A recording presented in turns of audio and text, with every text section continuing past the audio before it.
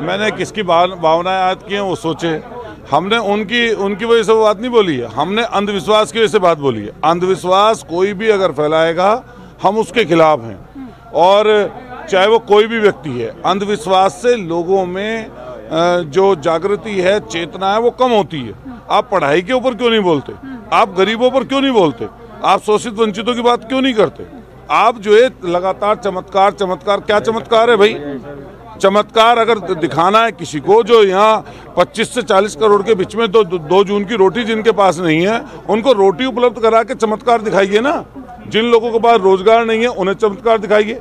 एक महंत ने, हमारे शंकराचार्य ने कही तो थी कि जोशीमठ की दीवारें अगर दरारें आप अगर भर दो तो हम चमत्कार मान लें। किसी ने, संत ने कहा कि बॉर्डर पर हमारे सैनिक खड़े हैं, कई बार शहीद होते हैं, कई बार कैजुअलिटी होती है, उस बॉर्डर पर हम लोगों को सैनिक अपने जवान खपाने की जरूरत क्या है? वहां पर कुछ चमत्कार करके दिखाइए। हम लोग भी किसी न किसी जात या धर्म में पैदा होते हैं, लेकिन हम लोग करते क्या हैं, हमारा विचार क्या है, हमारे काम करने का तरीका क्या है, उससे जनता को, लोगों को, आम जन को फायदा क्या हो रहा है। अगर आप किसी पोस्ट पर हो, ओहदे पर हो, पद पर हो, तो आपने कितने ऐसे लोगों को, वंचित, शोषित, पीड़ित लोगों को मदद की जिनसे उनके जीवन स्तर में सुधार हुआ। ये बात होनी चाहिए। हमारे दरबारों में बहुत सारे लोग गए हैं। बाबा राम रहीम के दरबार में क्या ये सबसे बड़ी गद्दी पर बैठे हुए व्यक्ति नहीं गए थे? क्या प्रधानमंत्री जो इस समय है, क्या बाबा राम रहीम के दरबार में गए थे, नहीं गए थे? क्या वो सलाखों के पीछे नहीं है? और अगर पैरोल भी दे रही है तो कौन दे रही है? हरियाणा की सरकार। ऐसे देते हैं छुट्टी पाए हो बाबा।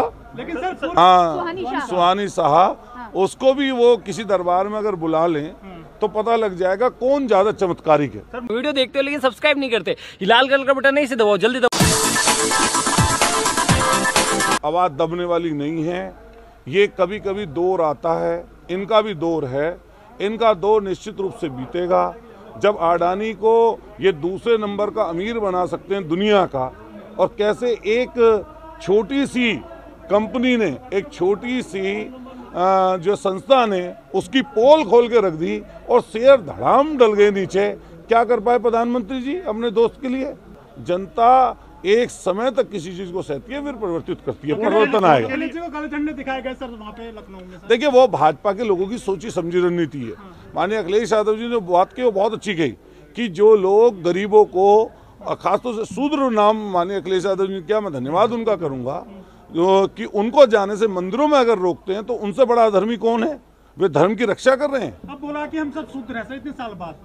नहीं, उन्होंने लगातार बोला और बहुत बार ये बात रखी है, लेकिन मंदिरों में बराबर जा रहे हैं सर अखिलेश जी। अच्छा, एक बात बताइए कि मान लिया गए तो उनकी पोल खुली ना भाजपा के लोगों की, उन्होंने अपना कृत्य करके दिखाया ना। और माननीय अखिलेश यादव जी ने ठीक बात बोली कि ये अधर्मी है, ये भाजपा के लोग अधर्मी है, इनको सिर्फ सत्ता चाहिए, सीट पर बैठना है इनको, और उनके लिए कुछ भी करना है। आपने देखा नहीं है भी क्या हुआ खतौली में? खतौली में कौन लड़ा? मदन भैया। और किसने वोट दी? जहाँ दलितों ने, मुसलमान भाइयों ने वोट दी, वहाँ सभी जाति वर्ग के लोगों ने वोट दी। और आप गुजर जाट सब इकट्ठे हो गए, सैनी, कश्यप, पाल, जोगी, प्रजापति, नाई, धोबी, सब, और इकट्ठे हो गए और बम्पर तरीके से बीजेपी को हराया।